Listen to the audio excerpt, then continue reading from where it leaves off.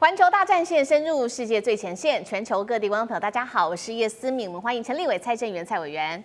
思敏好，大家好。時事評論員邱敏寬寬哥。思敏好，大家好。前海軍艦長呂禮詩艦長。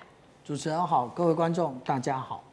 觀眾朋友，今天節目最新開始，我們要來特別關心到是正義使命2025這一場軍演，全台大包圍。中國大陸在這時候秀出了軍事武器、秀肌肉，另外一頭中俄則是聯手挑戰美日拒止戰略。今天就這些議題會一起的來做關心。三個火線話題，今天請來賓幫我們特別做解答的這一場，在今天解放軍東部戰區正式宣布的正義使命2025演習，是在做全台的包圍。它是在演習嗎？還是回應因為美國在同一時間釋出的最新的美國國防部2025有關於中國大陸的軍力報告當中，特別指出了解放軍現在手中擁有的武器包括了核彈，接下來可能會破1000枚，東風3E飛彈也會部署，加上9個航母在做擴編。第二件事情，這一場軍演大家也在看說，解放軍是不是在這個時候秀他的軍事肌肉？這個當中，我們今天會關心的是多款的飛機，還有多款的飛彈、航母，哪一個才是最可怕的武器？哪一個才是解放軍的殺手鐧？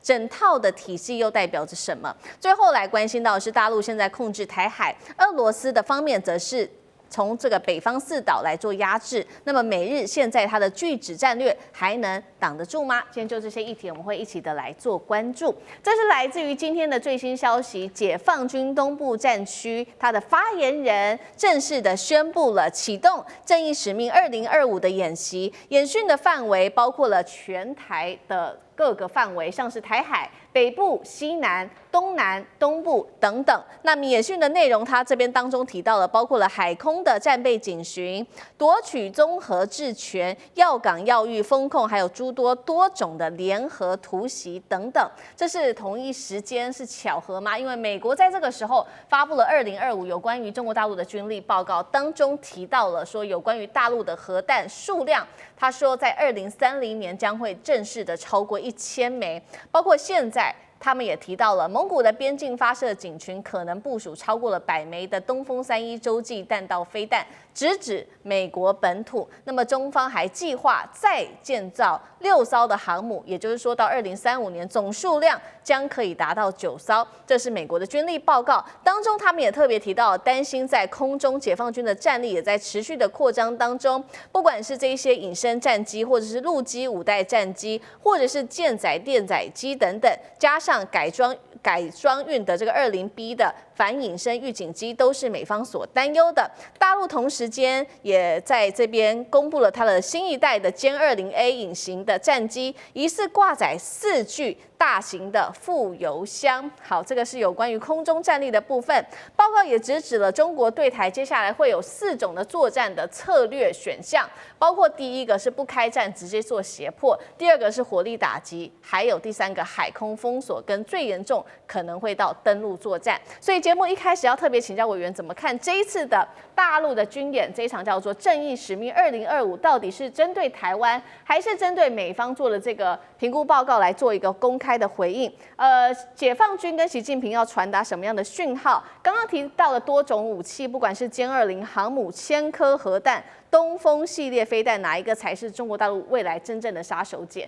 委員怎麼看？我們看這個問題，我來做個比喻哈，就像雞蛋，台灣就是蛋黃區，日本、美國是蛋白區，這個就是解放軍在演練的一個基本的概念。為什麼台灣是蛋黃區呢？因為所有問題因為台灣而引起的，不管是台灣自己要引起，或者是外界環境所造成要引起的，台灣都是蛋黃。蛋白呢，就是日本以及會來跟日本協同作戰的美軍，或者是日軍跟美軍協同作戰。不管如何，大概就是美軍跟日軍大概只能到蛋白區。蛋白区范圍很廣，一直到關島都有可能。那我們就問了一個問題：為什麼這個時候要演習？這個演習當然比上一次利劍演習強度稍微高了一點，但是這個演習呢，也是直奔這個裴洛西。那我們要觀察一件事情，有沒有飛彈飛越台灣，像上一次一樣，會不會有更密切的火力，那麼經過台灣，還是只是在外圍24海里外有所動作？這一點啊，明天就知道。那我們就問一個問題：解放軍這個時候此時此刻做什麼？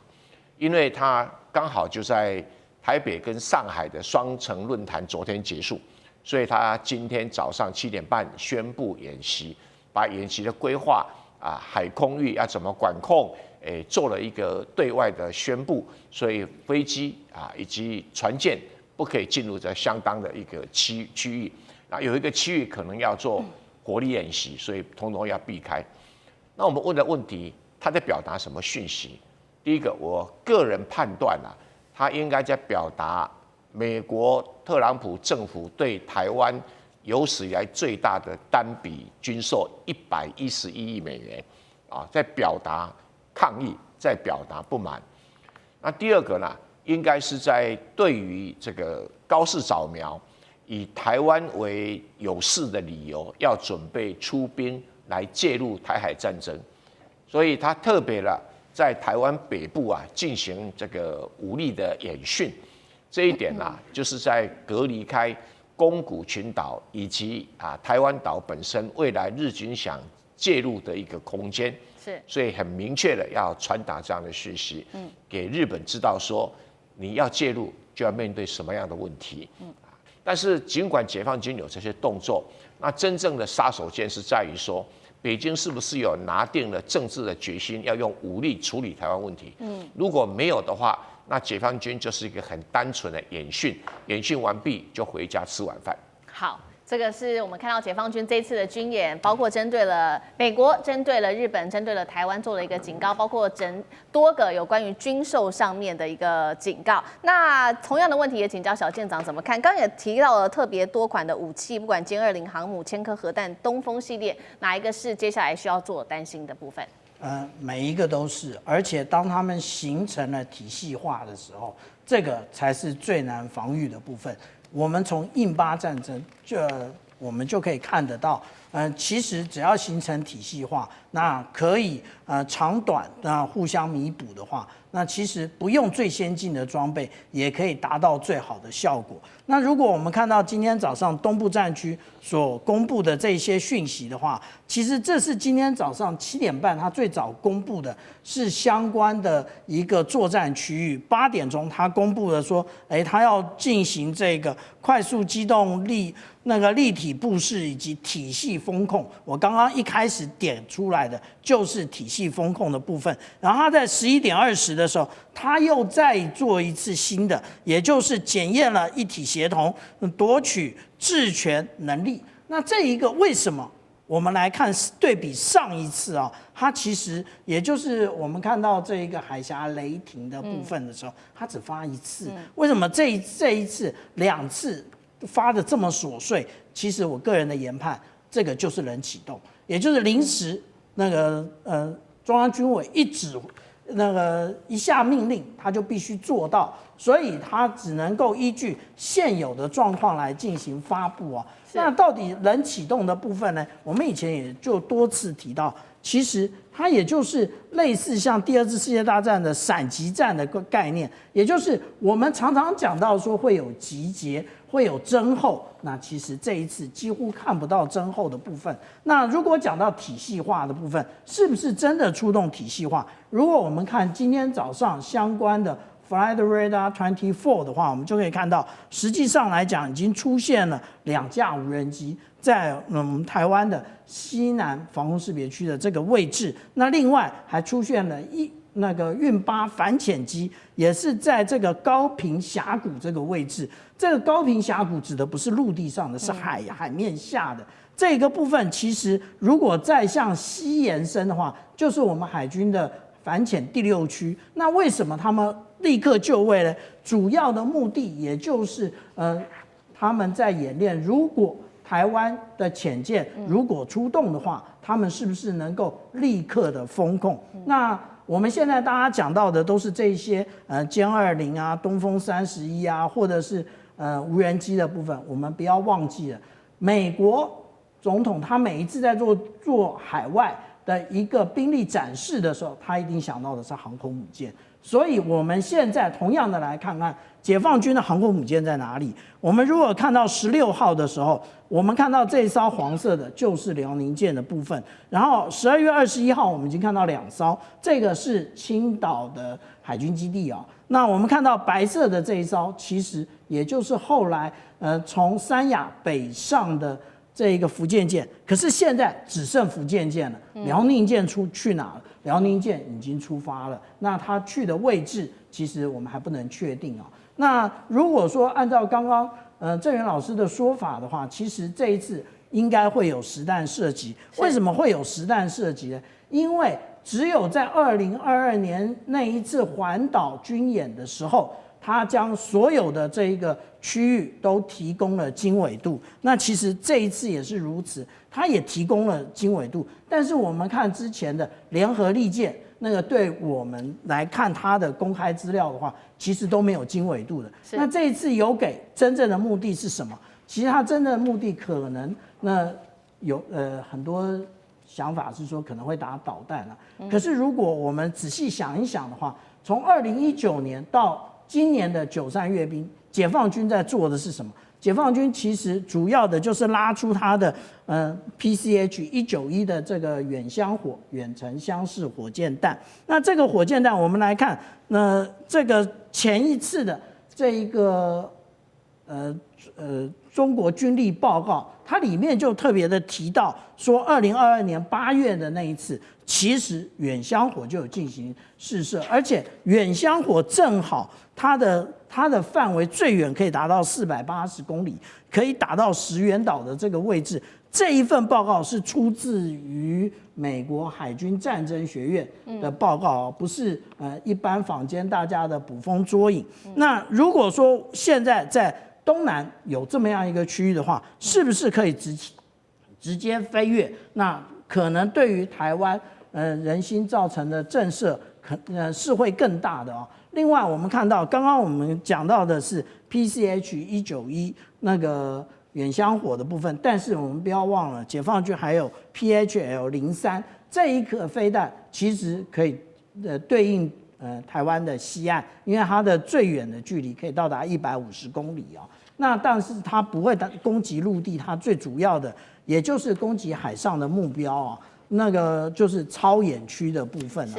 那我們現在講這樣，其實也就是上一次今年在做這個海峽雷霆的時候，其實他們已經做過一次，就是模擬高雄永安的主氣槽了。那這一次他們要飛越那個中央山脈，但是問題在於啊，那國防部會不會公布？而且因為火箭彈它的遠地點比較低，所以那個有關於日本防衛省，它未必可以偵測得到。那如果日本不公布，那我們台灣的國防部也不公布，那解放軍本身他每一次都沒公布，那他可能有試射，我們都不知道。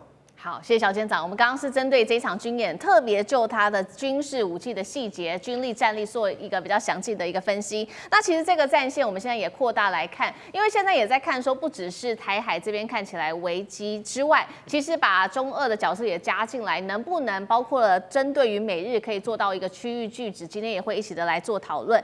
因為俄羅斯也最新宣布了，從明年的元旦開始呢，會在北方四島周邊軍演，而且時間會長達2個月。當然了，這個消息一出來之後，日本是立刻強烈的抗議跳腳。那這4座島嶼，帶觀眾朋友來看到畫面上，包括了有國後、色丹、石舞跟澤桌這幾個地方，日本把它視為是北海道外圍的領土，但是俄羅斯不是這麼想的，他認為說自二戰結束前是立刻他們就派兵佔領，所以這個是他們千葉群島的一個部分。俄國外長在此刻拉夫羅夫也特別跳出來說，如果台海升溫，莫斯科絕對站在北京這一方，一邊是中俄，一邊是美日區域拒止，還管用嗎？寬哥怎麼看？來跟各位談哦，其實，在演習當中，校正一直是一個藝術。為什麼校正是一個藝術呢？我們先把這個事情的前後順序來看一下哦。昨天蔣萬安才當天來回做了所謂的雙城論壇。那今天早上7點鐘的時候，大家開始接到消息了。接到消息完之後，還沒有太明確。10點鐘那個消息就非常的明確了哈。解放軍現在已經說了，針對台灣的東西南北，總共會有所謂的5大實彈區。那這個5大實彈區呢，這次特別標線的叫無限高。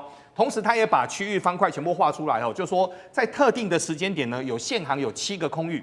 會有7個空域，這7個空域呢，所有的飛機是不能夠進來的，因為這個時間點我們要進行演習，所以第一個國際的一個道義，他有去履行到哦。但這時候我們要回頭去談另外一件事情，習近平怎麼說解放軍的呢？習近平希望解放軍叫做作風優良，能打勝仗，所以這一次突然間的正義使命的2025，就如同剛才艦長所說的，它是突然間發布出來的。那突然間發布出來之後，現在各位這很多事情可是環環相扣。為什麼是環環相扣呢？第一個。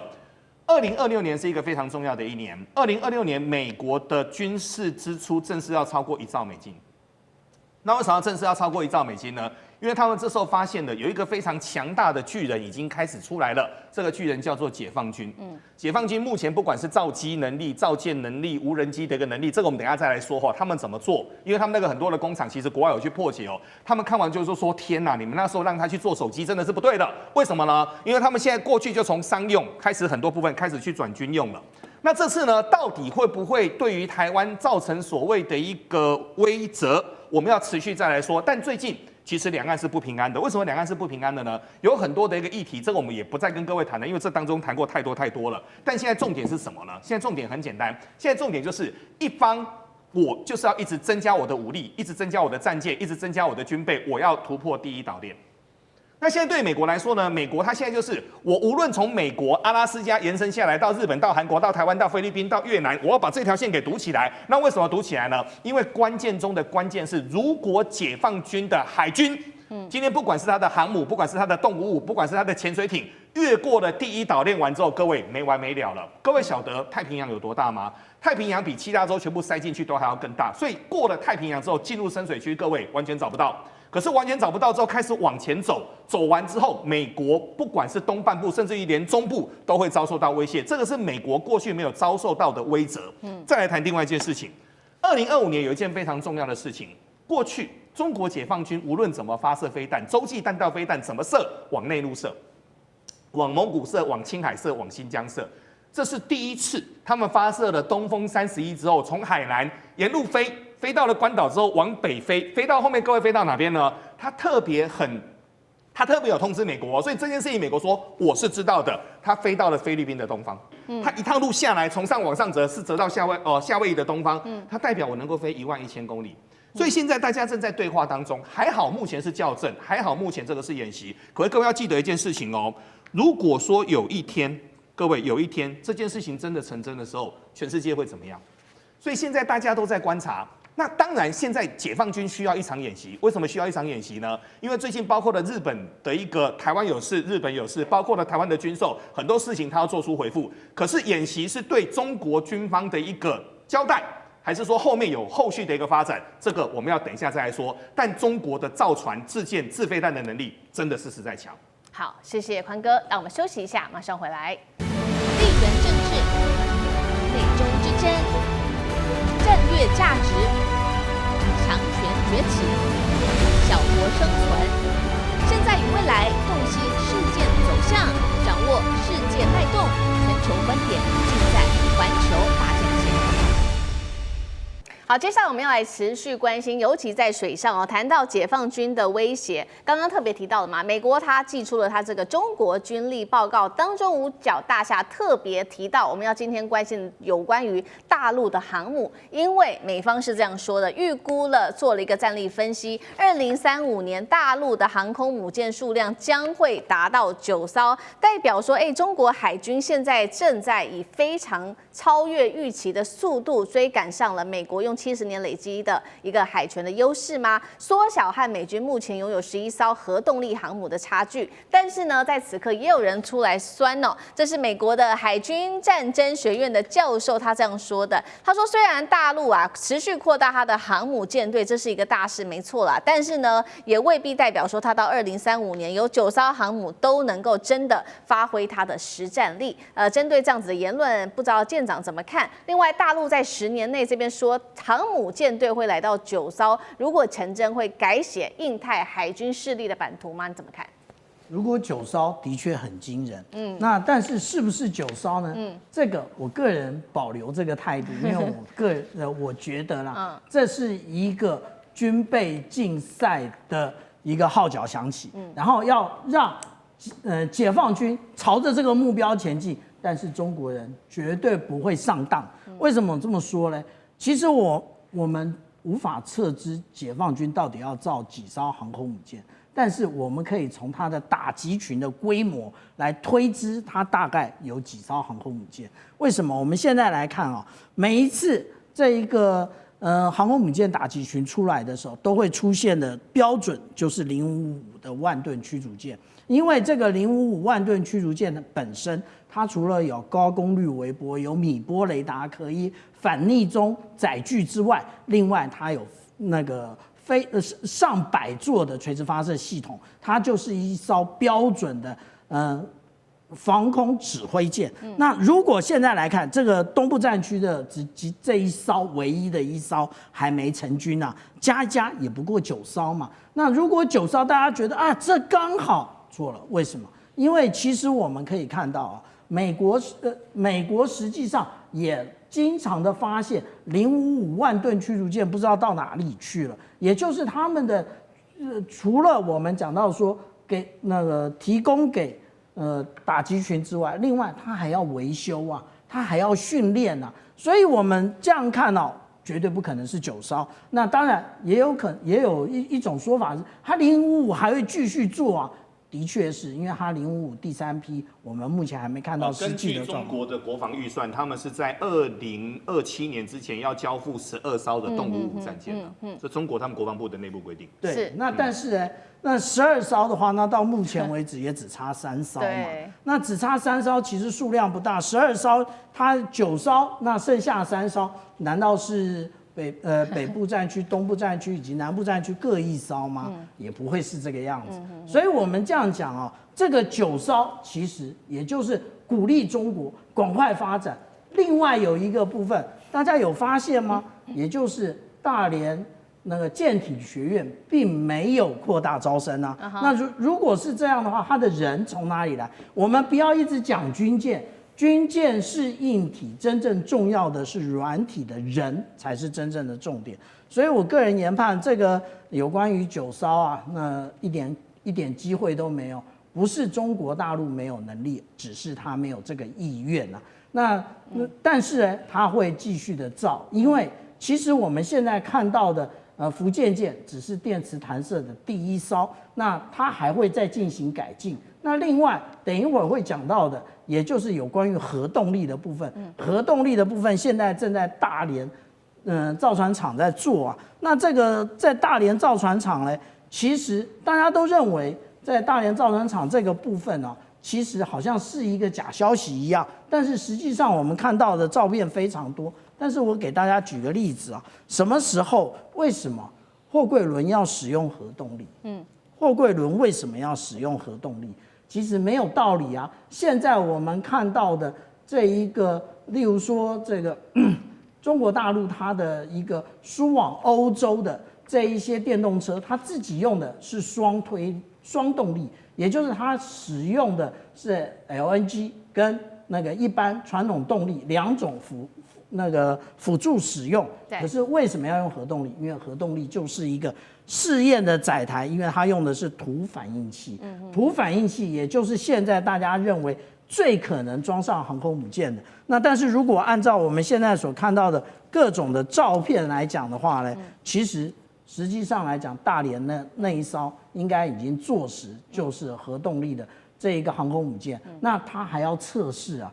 我們講到說這個測試的期程，其實雖然它在這個我們講到說貨櫃船上面已經測試過了，可是放到軍艦上那又是另外一回事，因為它還要搭配的是中壓直流系統，然後一起來做那個測試的話，那又是另外一回事。所以9艘斷無可能，但是數量絕對不是現在的3艘或者是4艘而已。好，誠如這個艦長幫我們特別看到的這個航母的數量，我們在討論之外，還有剛剛也特別提到了有關於就是航母它未來這個核動力航母未來的心臟核反應爐可能會使用哪一種？剛剛特別提到，現在正在研發的就是這種土基熔岩反應爐，它有一些現在說是比較可能去使用這一款的原因，是因為它的效率高，然後它的重量體積比較小，節省的噸位還可以把它改作為是設備啊艦載機，在這邊可以提升它的綜合作戰能力。那當然也有過去比較傳統的這種方法，就是說直接用優先移植093型核潛艦上面成熟的技術壓水反應堆，哪一個比較有可能？也要請教委員。應該還是壓水反應堆啦。因為以目前空中照片拍到的2座反應爐的尺寸蠻大的，應該還是核反應堆的一個尺寸啊。那第二個啦，所有的航母啊都是2座核反應爐，如果是的话，潛水艇也是啊，潛水艇1座，潜水艇1座，這航母一定有2座，因為潛水艇的任務沒有像航母那麼複雜，航母要提供動力、提供電力，對啊，而且還有5000個人在生活，對，它那個容量这個要非常的大，對，而且有的時候要維修的時候不能整個停機啊，所以至少都要有一個反應爐能夠動。還有個重水的，還有個重水傳統的重油的，比現在比較少，對，航母沒有用哈。那這個壓水式的反應堆它基本上就是用高壓把冷卻水弄到那個核反應爐的周遭，把熱帶走，所以核反應爐的熱度啦會維持在一定的水準上面，然後帶走了以後變成高壓蒸汽，高压蒸汽就來推動這個渦輪啊，讓這個整個核動力啊可以進行。但是如果是土基熔岩堆的話，它的冷卻是熔岩。它的冷卻劑不是高壓液態水，1700度的鹽吶，就是把鹽液化，超高溫，对，1700度液態的鹽，液態的熔岩，那不是一般我們吃的熔岩，对，不是，更精化了，更精化，不是我們吃的鹽，但是是鹽卤沒錯，是鹽卤沒錯，那不是我們吃的鹽那因為它的穩定度比較高，而且土基比較便宜因為它用土是用多少？用土好像用那土232啊。然後，如果是這個壓水反應的話，它用的是鈾235，那土232因為取得比較方便，可是它有一個很大的困難，因為你用的是熔岩來冷卻它會產生一個對材料的要求非常高。為什麼？因為鹽是會附屬所有的材料的，而且管線又很複雜，所以它的故障率會非常高。所以到今天一直都在研究，然後一直沒有办法商轉，就是材料科學還找不到一種說我放在這邊的時候，它的零組件損壞率可以低一點的，到目前沒有就是包括大陸已經做出了這些土基熔岩這樣的反應堆，但基本上目前為止它只是比這個歐美國家做的這個時間壽命來得長一點，但是還沒有到的。可以你在海上耀武揚威的地步，因為海上的鹽分更高嘛，你裡面有鹽分，外面有鹽分，那個維修起來是一個負擔很重。你總不能說航空母艦要出去作戰了，一面作戰一面維修，這個對這個航空母艦的指揮作戰人員是一個很大的負擔了哈。那我們這所以得到個結論，說洞式應該是雙核反應爐。OK， 因為美國所有的核動力航空母艦全部都是這個雙反應爐那第二個，我們覺得以目前來講土基熔岩堆太先進了，擺上去不夠適用，所以還是用傳統一點的，比較可靠。好，這邊一邊是看到了美國看到了中國大陸航母快速的建造，那另外一邊呢，美國當然也是持續的踩下油門，所以他最新也宣布了他自己的這個福特級的核動力航母呢2號艦甘乃迪號會提前也就是明年初的時候就會展開首次的海試了。但是眼前確實它有一些殘酷的事實，就是說甘乃迪號其實原本是2018年要交付，到現在其實呢它已經就這樣一整拖了7年的時間，最新的一個進程，它是到2027年3月才能正式的來做交付。那它確實戰力也非常的好。現在的問題其實只是說它到底能不能這麼快速的造出來。它的戰力包括它可以操作 F-35C， 還有未來可以搭配它的黃鯛魚作戰半徑，還有它的控海制空能力都可以因此大幅提升。寬哥怎麼看？我們現在談兩邊的硬傷現在中國航母的硬傷，各位硬傷就是很簡單，它吃油。航空母艦吃的油特別複雜。飛機要用油，它要用航空用油，航空用油，海軍的跟空軍的又不一樣哦。然後呢，需要重油推動引擎哦。那各位還要發電機，所以還需要發電柴油，所以上面呢很大的空間全部都在裝油了。美國的硬傷是什麼呢？來跟各位談哦。11月17號，美國你可以說它叫國防部，也可以說它叫戰爭部，部長叫赫格塞斯。赫格塞斯在對全美國的國防供應商的時候，直接說，他說了什麼呢？這次說的可是重話。他說我們美國已經欠了北約、日本、韓國、台灣跟澳洲等等太多的軍備無法交付。目前包括了飛機、包括了雷達跟相關的一個飛彈等等，我們的進度是嚴重的落後。所以如何加強美國製造的生產能力？所以這時候各位硬傷就出來了。還記得今年出來的那個數字嗎？中國的造船的一個速度是美國造船的速度，各位不是10倍。不是100倍，是232倍。目前中國包括了中船、大連、江南、滬東、揚子江、外高橋等等，製造了全世界高達70%的一個商船。可是各位，它是以強大的鋼鐵去作為製造的一個能量，加上有很強的輪機的一個系統。所以這個時候呢，大家都在看的就是說，那美國這個時候要怎麼追？因為美國現在還有另外一個傷，其實各位很多人可能不曉得哦。其實目前包括了伯克級跟神盾級都已經30年了。所以為什麼川普會說，哎呀，從明年開始吼，過去美國的總統是要回天家之後用一艘航空母艦用它來取名的，川普直接說我要弄一個川普級，對，那我一個川普級呢，各位要35000噸，要 SPY 6型的，等等的開的號碼非常非常大。那為什麼這麼大呢？其實川普也急，可是川普急的時候，他有做了一個非常重要的宣示，因為他把日本的他把韓國的韓華造船直接引到了美國費城的海軍園區，那個海軍園區很大哈，美國的包括聖地亞哥的海軍園區、費城的海軍園區等等，那個都非常非常大。那為什麼呢？他們就是說，我們美國人造不出來，我們請韓國人來造，看這個能不能突破。所以就現在來說的話呢，雙方開始在做整個軍武了。但其實呢，剛才我們2位先進其實也都應該了解哦。各位，你們知道蘇聯怎麼瓦解的嗎？蘇聯就是跟美國那時候在拼太空競賽的時候，後面導致於經濟的一個崩解，所以後面才列解為15個國。所以今天呢，包括了俄烏戰爭等等，這個都是過去引下來的。所以重點是在於說，雙方有多少的製造能力，雙方有多少的資本，雙方有多少的一個能力。但回頭去說現在美國急的原因就是在於中國，他們其實無論是在無人機，無論是在戰艦，無論是在飛彈，很多人都想說飛彈的製造怎麼製造？其實飛彈的製造當中有一些很特別的，例如說五金件，這個是非常難以製造的。而可是現在中國的無人機我根據我個人所看到的，無論是商用的或者是類軍用的，各位他們都已經是關燈工廠了。關燈工廠是什麼意思呢？包括了機械手臂，包括了雷射的定點，包括了大規模的一個產線，都有辦法開始來使用。所以就現在來說，為什麼美國急？因為美國急的過程当中，美國發現，在2次世界大戰的時候，美國的制造能力是全世界的40%，可是今天美國的制造能力只有全世界的12%，而美國的物價又這麼高，又缺工，他們看到了中國的下水餃的戰術、戰機跟戰艦，他們看了，其實他們也會擔心到美國的制造是跟不上的。好，謝謝寬哥，那我們休息一下，馬上回來。地緣政治、美中之爭、戰略價值、強權崛起、小國生存，現在與未來洞悉事件走向，掌握世界脈動，全球觀點盡在環球大戰線。好，現在已經要接近年底了，即將要新年到來。不過，這個新年被視為是美國史上最貴新年來了嗎？因為在川普的關稅戰之下，現在回力鏢害得美國當地物價狂飆。而且今天要特別關注到，現在美國有710家的美企破產。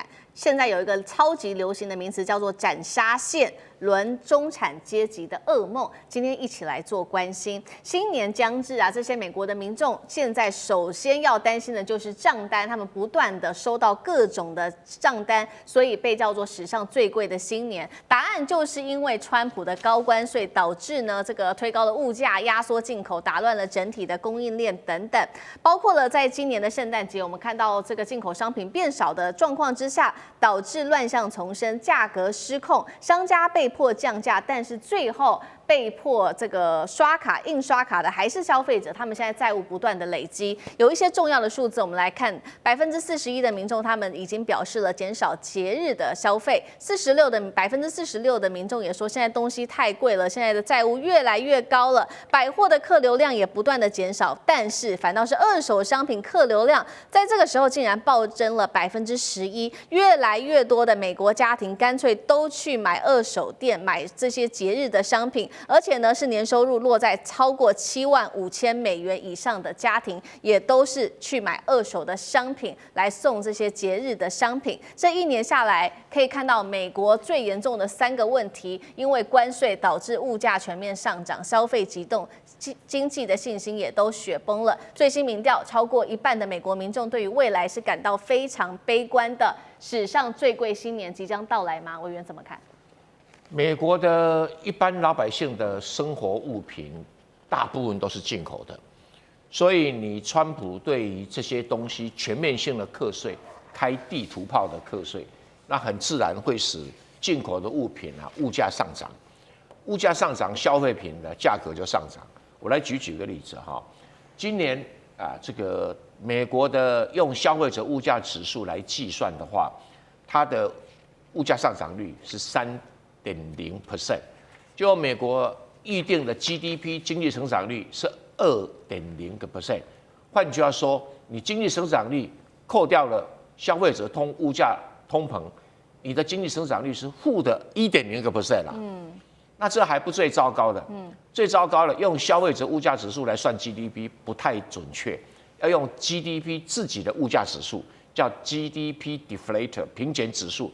如果用這個來計算的話，美國通貨膨脹率3.7%，是 GDP 成長率2.0%，物價上漲3.7%，表示你是衰退1.7%啊，這是很慘的。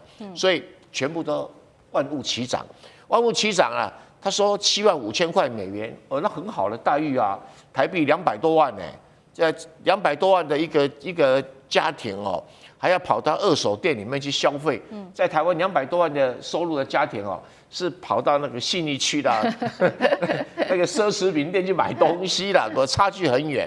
那當然，因為它美國稅高，社會安全稅高，然後再加上物價上漲，它只能節衣縮食嘛。那這個都因為關稅造成的。那因為關稅造成的結果呢，東西就太貴，特別是消費品。那你說哦，我石油不貴啊，我聖誕節買石油幹什麼啊？我這個天然氣不貴啊，我聖誕節也不會多用點天然氣啊。所以美國的老百姓這個寶寶痛，心裡痛啊，只有寶寶知道，每個人都很辛苦啊。那所以你可以看得到說，物價上漲，那自然的這個消費者信心就會瓦解啊。那一瓦解的時候，你除了盡量存錢以外，你會信心崩潰，會對未來看不到願景。然後再加上 AI 的熱潮來了以後，中產階級面對了裁員的一個風險，所以每個人都膽戰心驚，害怕掉到斬殺線以下，爬不起來。這斬殺線只有在大陸流行了，美國並不流行，因為它是12月8號在大陸嗶哩嗶哩網站上面出現了一個遊戲軟體啊 ，online game 用的，对，online game 用的名詞，对，好，所以拿出来用啊，就蠻適合的，蠻貼切的。不過我想這只要說美國最高法院把川普的關稅給推翻了，大概才容易恢復到平靜，否則川普再課下去，稅是課美國老百姓的，沒有課到外面啊。這是川普找幾個腰生式的人在幫他設計這個關稅政策，這個叫什麼？做法自斃。是好，所以我們看到這個關稅戰1年下來，現在已經完全的物價都反映在民眾消費者的身上了。不只是民眾的荷包失血非常辛苦之外，其實企業在美國的企業現在也面臨了一整股的倒閉潮。那也包括剛剛也講到了這個 AI 熱潮的興起，當然也縮減了美國所需要的人力等等。我們來看到幾個比較重要的數字，有關於對於美國企業整體的影響。首先，11月為止竟然有717家的企業破產，創下了15年來最高數字，資產超過10億美元的大型公司，半年內申請破產的家數達到17家，製造業的職缺11月份而已就蒸發了7萬個，最大關稅苦主現在看起來就是美國製造業，再加上 AI 席捲，美國科技業工程師正在被 AI 大屠殺城市的設計師就業率暴跌了將近30%，等於1/3的工作崗位全部消失。艦長怎麼看這個關稅？本來是要救製造業的。我們這樣講這個斬殺線呢，那當然是從那個剛剛已經講過它的來由了，但是必須要提出的就是這是正確的資料，是從聯準會出來。他講到的就是美國37%的家庭，其實他拿不出400塊美元存款，对，拿不出來應急。那拿不出來應急之後，那當然還有對應的，例如說摩根大通，他也做過類似的這一種研究，但是他的狀況，他得出来的結果沒有這麼壞，不是只那個37%，但是呢也不容樂觀啊。那在這種狀況之下，只要家庭裡面一不小心被裁員時間過久，或者是家裡的成員有醫療需求的时候，对不起，那就爬不起来，真的变成游民啊。那中國大陸為什麼愛講這件事情？這不意外啊，因為我去年去那個福州去逛這個菜市場，這麼大一顆白菜1塊人民幣，那意思是什麼？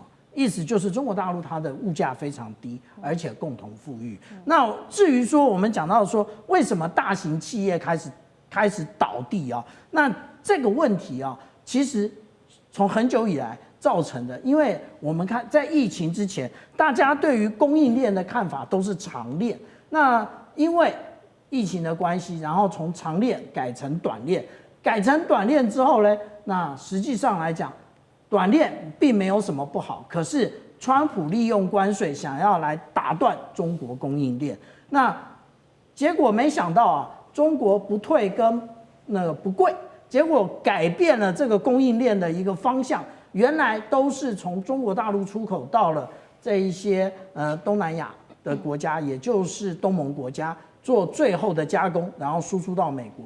可是當中國大陸的關稅因為川普總統變成 TACO 之後，整個的降下來之後，結果變成了東南亞國家將它的最後一里路回到了中國大陸，再從中國大陸出口。也就是說，當這個供應鏈又再被重整之後呢，大企業它其實是最難適應，它的彈性不足，然後最難適應這樣的狀況的結果就是什麼？先不知倒地。那這一個部分呢，現在我們台灣還沒談這件事情，為什麼？因為我們的關稅還不定啊。那到現在為止，大家都不確定結果是什麼，大家都勉強撐着，等到一公布的時候，我們就知道到底會有多少的企業願意到美國去投資，付這麼高昂的這一個那個成本，然後還要接受到工會的這個約制，但是會有多少的那個企業願意前進中國大陸，這個是接下來我們需要觀察的。好，所以這一波不知倒地的就是美國的企業，剛剛講的，特別是大企業。那其實，在大企業倒閉之下，現在直接影響到的也有包括許多是高薪族。你不要以為高薪族都沒有受到影響，那高薪族也經歷了美國的斬殺線。等一下，請寬哥特別帶我們來看這個例子，是美國西雅圖一名，他是高薪工程師，他的年薪是45万美元，換算新台幣達到了1400多萬元，竟然在半年之內，因為他的醫保，還有他去了一次急診，6萬美元得付出來，再加上他的房貸，那他失業，所以他就直接變成流浪漢啊，這是第一個。第二件事情是，現在有一個統計，年收入落在10萬美元的民眾，大概都只能在平價超市買菜。看到美股不斷的狂漲，跟這些都沒有任何的關係嗎？這些榮景都是假的嗎？寬哥怎麼看？我們現在談一下斬殺線哦。什麼叫斬殺線呢？就是你突然間大量的失血，所以你的整個人生突然間完全失去了方向哦。刚思敏有談論到那個美國的45萬高薪的工程師，各位一年收入1000多萬台幣呢，日子應該是有滋有味才對啦。我算給各位聽哈。美國的聯邦稅各地不一，大概落點落在35%左右，所以呢，你的薪水下來的時候，聯邦稅先拿一筆，然後呢，地方稅，你在每一個州有不同的地方稅，地方稅再拿一筆，剩下的是你一個可支配所得。可是各位，這個可支配所得，美國他們多數的人，他們叫做提前消費。什麼叫提前消費呢？未來的錢現在都已經花掉了，所以他們的負債人口非常非常高。那再來，多數的人他都有房貸、有車貸、有社會保險等等的，那這些呢，他們就環環相扣。那當然也不会說那麼狠心，你一失業，你一被裁員之後，他就完全沒有收入，倒沒有。美國他們有非常強大的一個失業保險系統。這個失業保險系統呢，你沒有工作完之後呢，通常在6個月之內呢是尚可支付。各位我們都曉得哦，其實疫情之後，其實很多的美國人他們就習慣領錢，領到後面都發懶了，後面都不去上班了。所以美國他們的缺工是缺得非常非常嚴重的。可是剛才那位工程師呢，他是美國多數人當中，雖然說不是占非常非常高，可是這個很特別。他發生什麼事呢？他先被裁員，房子6個月沒有繳貸款，房子就被拍賣了，車子也被拍賣了。後來他生病的時候呢，前6個月保險仍然會繼續幫你給付，可是後面呢就斷炊了。這個時候美國的醫療非常非常貴，所以剛才思敏才說他有一個6萬塊美金的一個支出。那這幾年美國非常糟糕的是，各位你們曉得嗎？這幾年美國平均以18%，以18%的速度在增加游民的一個速度，所以美國是一個美國2個世界。但最後我要跟各位一個地方做一個簡單的提醒哦。最近全世界的股市，美國如果扣掉了 AI， 美國的實質經濟成長率，各位只有0.3。美國目前的經濟成長率非常非常好哦，接近4%。可是扣掉了 AI， 各位只有0.3。可是現在 AI 很麻煩的是 ，AI 要開始進入所謂的應用期了，所以很多工作會被 AI 可以取代。AI 取代完之後，就在美國產生了所謂的裁員潮。所以呢，現在我們去看到股市非常光鮮亮麗，對不對？這時候我們來談細節。在美國。AI 非常非常好，讓美國36%的人都變有錢了。可是最近各位，就在昨天，庫克出來一邊說蘋果很好的時候，請大家多多去買 Nike 球鞋。各位發生什麼事嗎？每個人都要穿鞋，對不對？現在所有的美國的相關鞋類相關、運動相關的股票，各位不是腰斬而已，砍到膝蓋，都剩3成4成。結果你往內仔細去看哦，包括了鞋業、百貨業。自行車、生活相關，各位目前的點位大概都只有過去的40%到50%，也就是說現在是 AI 一枝獨秀，好得不得了。可是，一般平均的人呢沒感覺，所以這再加上物價真的太高。我太太啊，10月份才去美國開了一個會。跟我說，在美國吃一個早餐，隨隨便便吃一個早餐20塊美金，吃一個像樣的西餐，穿着禮服去吃的像樣的西餐，要花超過200塊美金，這個就是美國現在物價的狀況。所以簡單的跟各位說，美國現在的物價就成為了選舉當中最重要的關鍵點。這個也是為什麼川普急得不得了，因為川普已經連續輸了3場的地方型的選舉了。好，謝謝寬哥，那我們休息一下，馬上回來。地緣政治，美中之爭。戰略價值，強權崛起，小國生存，現在與未來洞悉事件走向，掌握世界脈動，全球觀點盡在環球大戰線。接下來我們要持續來關心俄烏戰場有一個最新的進度，才剛關心完沒落幕多久的這一場川習會，表面上看起來確實這一次很平靜，但是真正的戲我們今天要看到。它其實是藏在這個細節當中，因為這一次川普話說得非常的直白，但是我們要來特別解讀一下是什麼意思。他現在特別提到說，我們呢取得了非常多的一個進展，而且接近程度啊是高達了95%，並且他轉述和普丁的通話，還盛讚說這個普丁啊對烏克蘭真的是非常的慷慨。那站在旁邊的澤倫斯基在這個時候他露出了一抹的冷笑。當然了，川普他讚美普丁，還說呢，普丁可以提供低價的能源跟物資的供應，但是澤倫斯基心裡面或許就在冷笑，認為說，烏克蘭你是不是成為被交易的一個標的了呢？我們再把時間往前拉一點，其實在這一場川澤會之前，川普已經先和普丁通了電話，而且在通了電話之後，我們就看到克里姆林宮跟俄方都有許多的這個評論。克里姆林宮是這樣說的：俄美一致都認為了暫時停火是只會延長戰爭的。俄方也直接點名了你烏克蘭，這個時候趕快做出勇敢的決定吧，從頓巴斯趕快的撤軍來結束這一場戰爭吧。所以特別要來請教委員怎麼看了？從這一次雙普的通話到這一場會面，川普的態度是不是已經表明得非常的清楚了。澤倫斯基的冷笑又代表什麼？委員怎麼看？澤倫斯基的冷笑是在笑說，普丁啊，真的對烏克蘭很慷慨嗎？是他當然這個冷笑是苦笑。其實重點不在他們怎麼談話，也不在怎麼通電話，而是什麼？雙方面的武力在戰場上決定的結果。如果今天你這個普丁的軍隊沒有打下很大片的土地，這個川普會找你談判嗎？不會啊。而川普最擔心的是什麼？烏克蘭被打殘啦，烏克蘭被打掛啦，到時候歐洲即使想要把烏克蘭作為一個中立緩衝區，也沒那個本事啊。所以對於這個川普來講，他希望達成幾個目標。第一個就是能夠跟俄羅斯的關係和緩，因為美國沒有能力同時應付中國跟俄羅斯，所以至少美國不要跟俄羅斯翻臉得太離譜，那全心全力的對付中國。那這個是目前川普的一個想法。你別看川普對習近平笑嘻嘻的那叫笑裡藏刀。那未來會怎麼發展不確定啊，要看明年再說。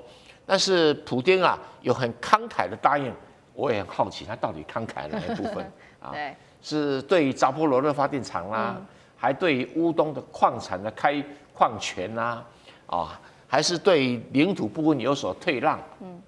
這個目前啊，以俄羅斯所要擺的軍力，說有70萬人，70萬人是不夠打哈爾科夫的，也不夠打敖德薩的啊，所以他不夠佔領敖德薩跟哈爾科夫，他大概只想要守住這個什麼頓巴斯地區跟克里米亞地區嘛，還有扎波羅熱跟赫爾松一部分而已啊。那如果這樣子的話，川普當然覺得，你很慷慨啊，對不對？你佔了土地，你很多也要讓出來，那烏克蘭也讓出了一部分頓巴斯地區的土地，這是個好生意。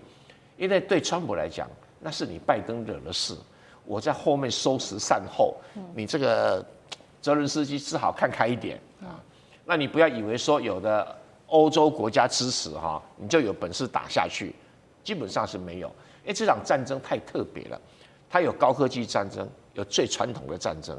因為好久沒有看到那種壕溝戰、堡壘戰。一戰之後就沒有，一戰就沒有，二戰都沒有壕溝戰。對，那怎麼跑來呢？那二戰裡面的機動戰，對不起，這次都沒看到啊，因為出現了無人機，改變了整個戰爭，而且無人機越用越先進啊。那已經那個什麼衛星通信已經不是問題了，還用到了 AI，那簡直實在是這個，包括烏克蘭也好，包括俄羅斯也好，都已經把中國大陸能夠做無人機的零組件，大概都已經整個刮光了。所以有一個台商來做類似的零組件。他說再打下去他工廠連農曆春節都沒辦法放假了。為什麼？訂單一直來啊。是。不知道該怎麼辦。然後他只好開2條生產線，這一條專門供應俄羅斯，那一條專門供應烏克蘭的。我說，你到底站哪一邊？他說我站中間。站錢那一邊的。站錢那一邊。說他今年已經賺到不曉得自己姓什麼了。我說，他真的很誇張，說無人機的消耗量就跟炮彈一樣啊，比炮彈還密集啊，對，都當做消費品這樣在撒，所以兩個國家大概以目前的打法的話，死亡率會慢慢下降，也沒什麼人可以死的，但是死的都是無人機啊，所以烏克蘭也沒有什麼太多實力打下去了，因為我要台上朋友說，烏克蘭的訂單是有在遞減的跡象，好吧，那我們就早點結束吧，這一場鬧劇就該結束了，這一場戰爭是根本不應該打的。所以我們看到這一場談判的進度到哪裡，其實也跟目前的戰場的現況有關。那川普其實他現在也承認說，現在手上他覺得2個地方是最棘手的。當然，這2個地方也同樣是俄羅斯最不願意放手的地方。現在我們要談的第一個地方就是頓巴斯。為什麼普丁一定要這個地方？它有幾個要點，它是俄語的人口核心區、工業能源的軍事走廊，跟連接克里米亞，還有它是俄國本土的戰略縱深。所以它對於俄羅斯到底有多重要？艦長。我們看到這個所謂的頓巴斯地區，其實就是盧甘斯克跟頓內茨克2個地方。其實盧甘斯克打下來的百分比比較高啊，那頓內茨克大概只打下來70%幾。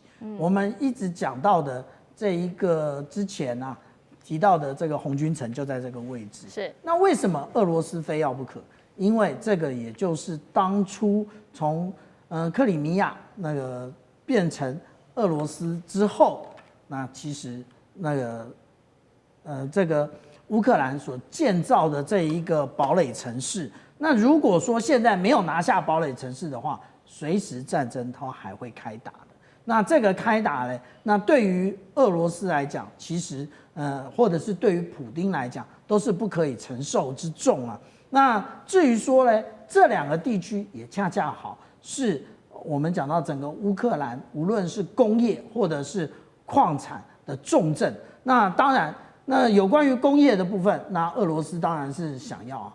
那對於礦產的部分，那也就是未来如果在俄羅斯的手上的時候，俄羅斯就開始可以有籌碼跟川普好好的談一談，這個是什麼樣的狀況？川普手上雖然有烏克蘭的這個礦產協議，可是你要進去開礦啊，你進去開礦要怎麼樣跟那個普丁做一個那個交易？那個就是我們看到川普的這一個交易的藝術裡面，最重要的是什麼？是籌碼。所以現在我們看到這個頓巴斯地區其實就是籌碼的部分啊。那如果說我們講到說，對於東歐來講啊，東歐現在最擔心的，也就是他們認為俄羅斯在處理完烏克蘭之後，就會來應對東歐。其實這都是想太多，加上這個認知作戰。為什麼？如果他沒有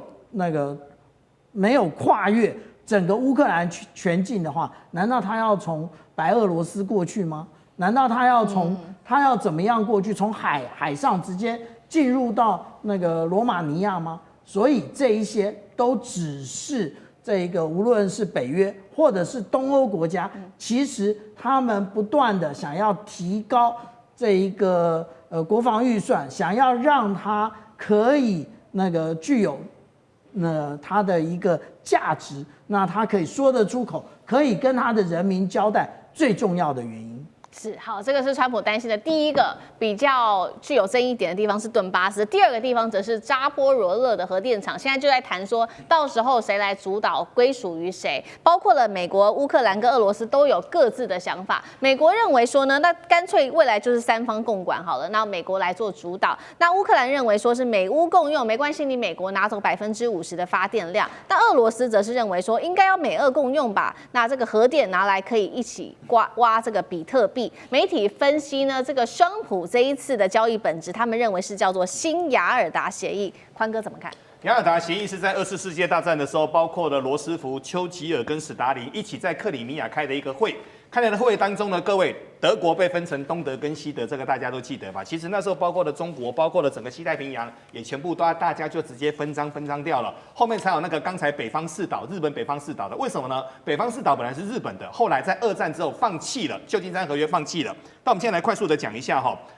烏克蘭是一個非常特別的地方，面積60萬平方公里，但是它從中間切一刀之後，它東西雙方剛好有各自的特色。它重要的工業區全部在東邊，過去是俄國扶持的。各位別忘了哈，為什麼蘇聯15個聯誼國當中的話，會從俄羅斯會分成3個呢？當初就是史達林要聯合國的投票權嘛，所以他硬把它分成俄羅斯、白俄羅斯跟烏克蘭。所以這個地方其實這個歷史淵源太久了，但值錢的在哪邊？值錢的在烏東、烏西那麼廣大的地方，各位那個叫做黑海糧倉，全世界只有3個黑色糧倉。中國東北黑色糧倉，密西西比河黑色糧倉，烏克蘭，所以它產了非常多的糧食。可是各位，糧食產值不高啊。真正高的是什麼？真正高的是未來是那些稀土嘛，真正高的是那些特別的礦產嘛，還有扎波羅熱的電。扎波羅熱是一個非常特別的地方哦，可能很多人都沒有想過，全世界最大的核電廠陣列就在扎波羅熱。扎波羅熱有一條河通過。那各位都曉得，因為很擔心核子電廠會產生核融合變化，所以旁邊一定要有個非常大的水，要麼就在河邊，要麼就在海邊，這個是過去一貫的慣例。可是各位，扎波羅熱它是6座核電廠排在一起，同時有一個最高的高爐，所以一年各位產57億度的電。不止如此，它旁邊有非常多的煤炭。所以呢，它等於什麼呢？它等於是中彩券啊！為什麼中彩券呢？旁邊還有一個火力發電廠，這個火力發電廠一年可以產的電，據傳在80萬度到90萬度之間。所以那個地方呢，各位富到流油，流油到什麼地步呢？一部分的波蘭跟一部分德國的電是從這邊運送過去的。好，那現在重點來了，大家現在為了這個地方爭論不休。現在各位最尷尬的是誰？澤倫斯基嘛。澤倫斯基是總統，澤倫斯基是烏克蘭的發言人。可是澤倫斯基在談論這件事情當中的話，各位一點角色都沒有，他好像是一個小弟一樣，就美俄雙方談好了啊，這件事情我告訴你啦，啊，看你能不能夠接受。如果他不能夠接受，他就很生氣；啊，能夠接受，他就只能苦笑。可是現在很麻煩的一點是，第一個，川普他是一個實在主義者。什麼叫實在主義者呢？川普看到那種能打的，各位他不客氣啊。敘利亞，你看看最近怎麼樣？2個美國軍人陣亡。